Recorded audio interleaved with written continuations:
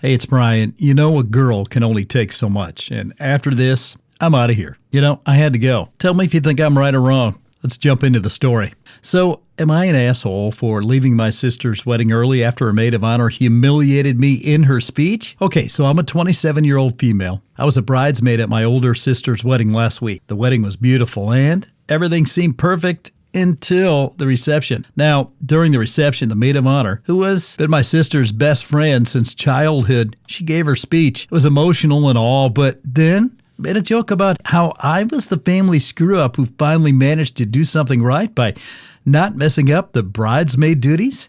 Everyone laughed, but I didn't find it funny. For context, I've had a rough few years. I've struggled with my mental health and dropped out of college for a while. I've since got my life back on track, but it's still a sensitive topic for me. Hearing that joke in front of all of our family and friends wasn't funny at all. My sister's best friend and I never really got along, but still I never expected something like this from her. Especially the day wasn't about me at all, then why bring me up in the speech? I tried to stay composed, but I felt the tears coming so quickly. I left the reception and went outside to collect myself. My sister followed me out and asked what was wrong. When I told her, she said it was just a joke and she meant nothing bad. I tried to go back inside, but I just couldn't, and I ended up leaving the wedding early. My parents understand why I was upset, but my sister is angry with me. I do feel terrible for leaving, but I also feel like I had the right to feel hurt and humiliated.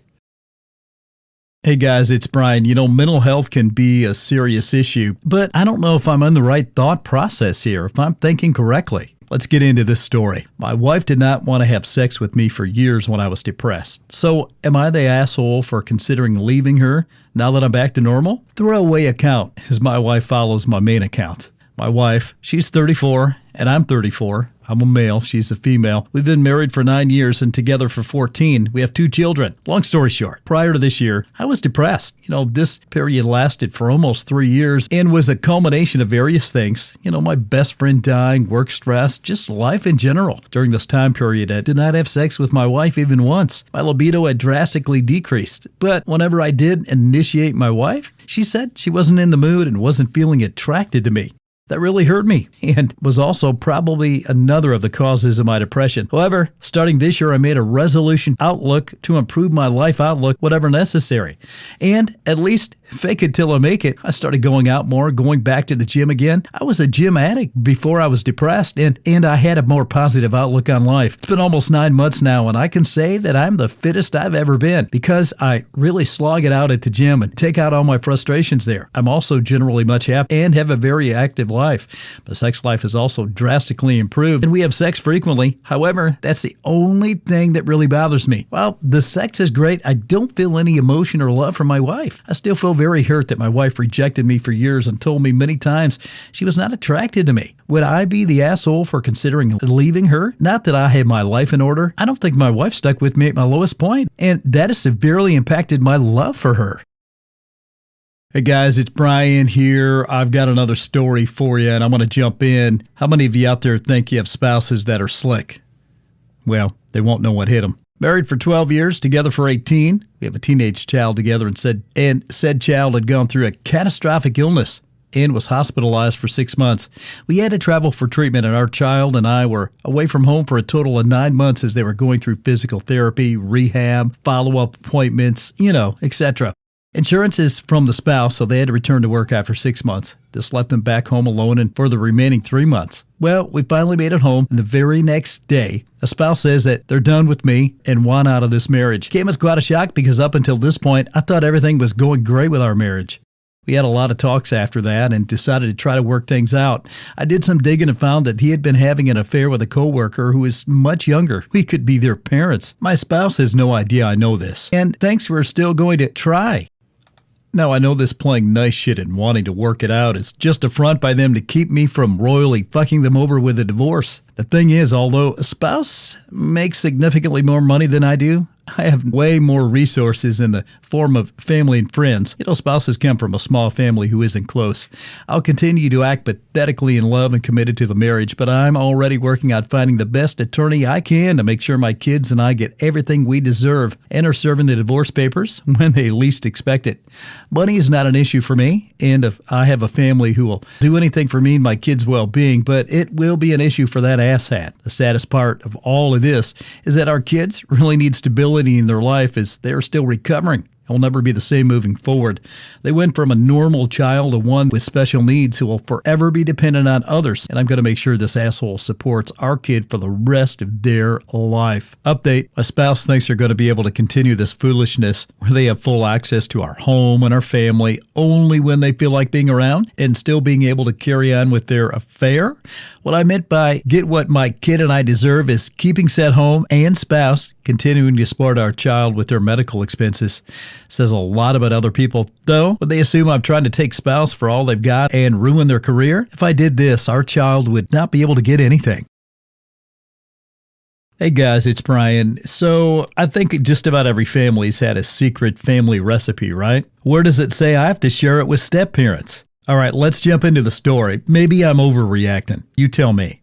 Am I the asshole for refusing to teach my dad's wife how to make my mom's pie? My mom had this pie she used to make all the time. It was the family favorite dish. My siblings, my sister 7, my youngest brother 6, and I'm 17, and we all love it. After Mom died 2 years ago, I took over making it. Now my dad is remarried, and his wife wants to learn to make the pie because she said it's a motherly thing to do. Make your kid's favorite meal. And she feels like I'm getting in the way of her having the experience with them. Well, I refused to teach her how to make it. I told her I'm going to keep making it and giving it to my siblings, and it's an experience where I can tell them about Mom and they can ask about her. She told me she's going to be their mom now and deserves to have the chance to do this for them. I told her I don't care, and I'm not teaching her. My dad told me I should step back and let his wife step in and take over this kind of thing. And am I the only one who knows of it of the two of us? She tried a few times to make it, and it wasn't liked. She told me making something like that is a whole part of motherhood, and I'm denying her. That I need to get out of her way of making it as my sibling's mom. She told me teaching her is honoring the family she wants to have. I'm still refusing to teach her, and I get asked more each day because I'm closer to turning 18 and moving into the house my aunt owns nearby. My dad and his wife are more angry now than ever. So am I the asshole?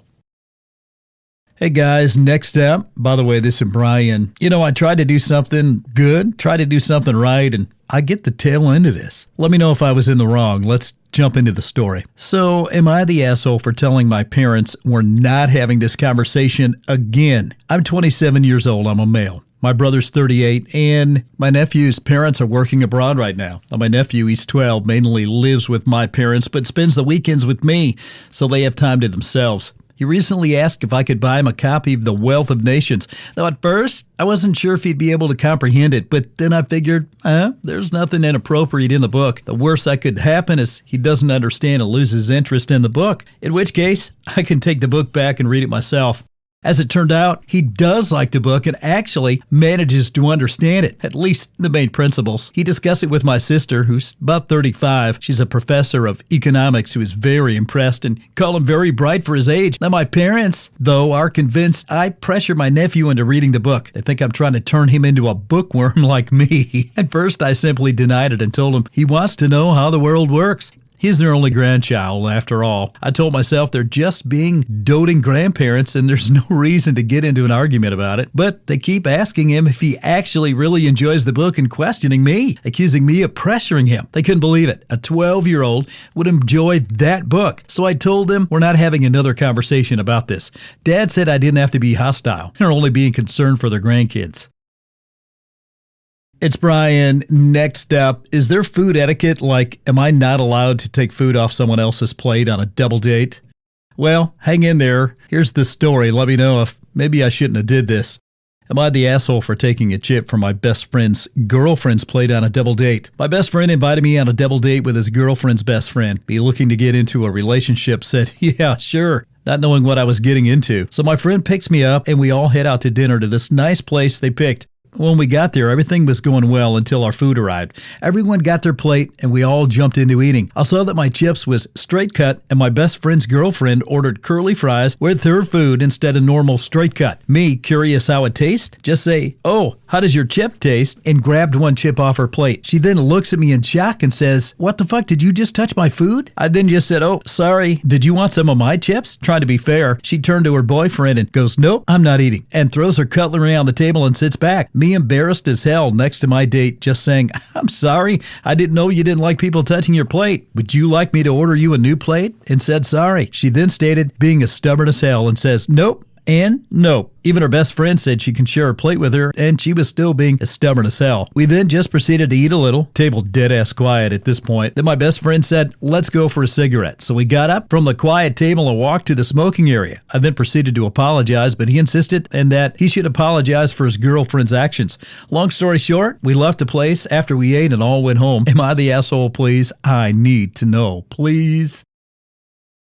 Talking about a random creepy story, well, that's coming up next. Hey guys, this is Brian. A random woman poked her head through my window when I was taking a nap earlier this week. I came back from work after working all day this Tuesday and I was knackered. I was too exhausted to go upstairs, so I quickly gave my fiancée a kiss and decided to take a nap on the sofa. Now, I was napping for a while until a middle-aged woman was walking past, poked her head in and said, "Hi, how are you?" She was smiling too, and I don't know her. I woke up, jumped up, and let out a scream because I found her behavior creepy. I got up and asked her what's wrong with her. Why is she staring at me while I'm sleeping and poking her head through the window of someone else's living room, and told her that that behavior is unacceptable and staring at them while they're asleep is creepy, before going up to the window, closing it, and doing the curtains. What is wrong with people? The time was 3:40 in the afternoon. All right, guys, it's Brian. This next post, I got to tell you, we're not horsing around with this one. So am I the asshole for cleaning my horse's penis in front of my friend? I know. I'm going to be reducing this post to the basics and hope it dies down because I am absolutely sick of people sexualizing my horse. I'm a 23-year-old female. I have a horse. My friend, who's a 23-year-old male, was at the stables with me. I noticed my horse's sheath was getting bad, so I decided to clean it. I didn't warn my friend, and he was freaked out. Since then, he has ignored me. So am I the asshole